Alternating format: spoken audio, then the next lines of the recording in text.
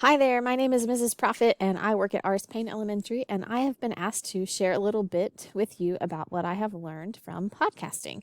So, just a little background information. I have created a podcast called Math Before Breakfast, and I did that with a friend of mine and also with Mr. Profit.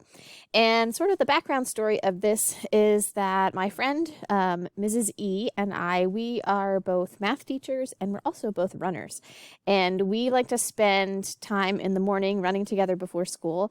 And we talk about teaching math a lot. That's most of what our conversation is about. And so we thought about how not everybody has someone to chat about what it's like to teach math. And we wanted to learn more about that. And we weren't really finding any podcasts where people were talking about teaching math.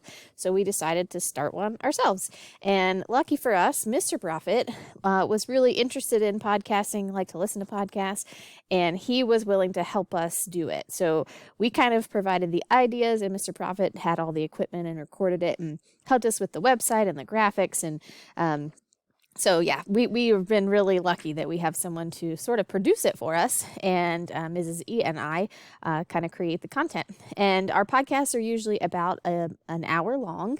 I know that's a long time to talk about teaching math, but we really love it. And Mr. Profit is on our podcast too, but he doesn't know a ton about learning math. So he kind of is sometimes the one cracking jokes or just listening or asking us good questions. Usually we talk about a topic, a specific topic in teaching math, but sometimes we have guests, and we've talked about books before and all kinds of different things. And we have produced 89 episodes. We're kind of on a break right now.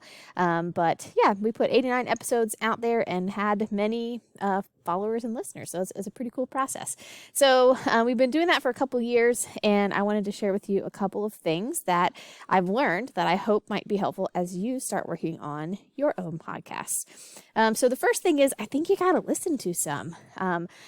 We had the advantage that Mr. Profit had listened to a lot of podcasts, so he kind of had some ideas for us. But when I first started, I hadn't listened to a lot of different podcasts, and I wish that I had, because podcasts are really different from each other. There's some that are always interviews, or some that are scripted, where they plan out exactly what they're going to say.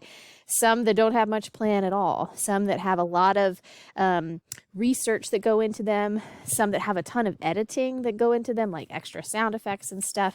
Ours is pretty simple. We don't do a ton of editing, and we just sort of get on there and talk, and we don't script it either, but we do have a plan of the kinds of things that we want to talk about. So definitely listen to a bunch of different types of podcasts so that you can find out what format you want to use. The second thing is, I would say, is just to figure out, for the topic of your podcast, figure out something that you really enjoy. What brings you joy? That's the kind of thing that you can create a podcast about. It helps to make your topic specific, but not too specific. If you make your topic too specific, you might not have enough to talk about, right? So think about what excites you, and then that's the kind of thing that you want to create or choose as the focus for your podcast. One of the hard things about podcasting is that you're kind of talking into nowhere, right? You're talking to the microphone, and you want to keep your audience in mind, but they're not there to see you like you would. Podcasting is a form of art, right? You're creating something, and a lot of times when you do art, like for example on stage or music or whatever, your audience is there in front of you, but your audience is in the future waiting to hear your words, and it can be tricky to think about that, but you always want to keep them in mind. For our podcast, how that affected what we did is that we had to think about who our listeners were. Who was going to listen to a podcast about two teachers talking about math? And then thinking about, what do they already know and what do they not know? So sometimes we would talk about something and then go back and go, maybe not all teachers know about that thing, so we'd have to explain it. But we also don't want to go into too much detail if it's already something that someone knows. So picture your audience and then think, do they need to know this piece or not? And then make sure that you're talking with them in mind. And then this part may not be your favorite thing, but you do need to listen back to it. So some podcasts, when they're produced, people do a ton of editing, like clipping and taking out dead space and reset, saying things over and fixing it, clipping. Ours, we don't. And it would be sort of tempting to just be like, okay, here's the file, put it on the internet. Hey, people, listen to it.